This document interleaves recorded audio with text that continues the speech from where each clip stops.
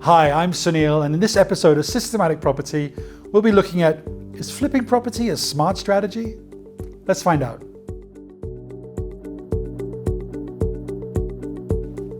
So I guess the first question to ask is, what is flipping property? Well, it's the process of buying low, selling high within a short space of time, and sometimes doing work to that property in the process. Let's say I find a property that's worth 150. If it was in a good condition, it's not, so I need to buy it below market value. So I buy it for 100. I put in 20 of my own money in terms of forced appreciation to make it worth 150, and then I sell it for 150 on the market, making a 30,000 profit. That's pretty good. Now, sometimes you don't have to do the work. Sometimes you just find a property that's below market value because the seller's desperate, and you can then go and sell that on. It's a strategy that's very popular in Dubai right now because there's a lot of desperate sellers who want to get out of their investments. So you could buy a property, let's say for 40% below market value, and maybe sell it for 20% below market value within a short space of time.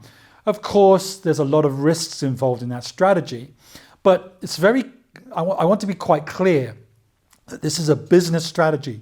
It's not an investment strategy. When you're flipping property, property becomes your product. So you're buying low, selling high, as if you would with anything. It's kind of like an arbitrage play. And of course, there is a time delay. So when you think about buying a property, and usually you're doing work to it, obviously when you can buy and not do any work and sell at a higher price, there's less work involved, but the risk is higher. So when you're following this strategy, you have to take things into consideration. How much time do you have? How much time it's going to take to renovate the property? How much money you've got? And even if you're using contractors to do the work for you, you still have to watch them and be very careful about the money that you're spending. And if you can do that, then great. If you have the time and the cash to do that, it can be a good strategy. But the problem is, this strategy does rely a little bit on the market moving or the market staying where it is. And that doesn't always happen, so is the risk there. So let's say, for example, we buy that property for 100, we invest 20,000 into it, but now the market's moved. Let's say the contractor didn't do a good job and we had to find another contractor and things got delayed and their life got in the way, and all of a sudden it's been a year and the property's now on the market, but the market's moved and the property's now worth 120. That's the risk that you had to take. And now you haven't really made any money, but you've wasted 1 year of your life, not all of it, but some of it, of course, working on the property, and you haven't made any money. So you've got to be very, very clear that this is a business that you're going into.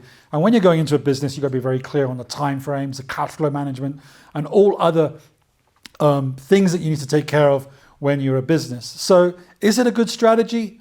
Absolutely, it's a good strategy, but it's not an investment strategy. It's a business strategy, and you have to be quick because it's easy to buy, it's hard to sell. Now, you can go buy a property tomorrow if you wanted to, but if you wanted to then turn around and sell that, it could be a few months before you find a buyer. And then at what price is that property going to sell at? So you've got to be very clear on your numbers. You've got to be very sure about what you're doing. And if you can, it's a great strategy. Thanks for watching. I'm Sunil.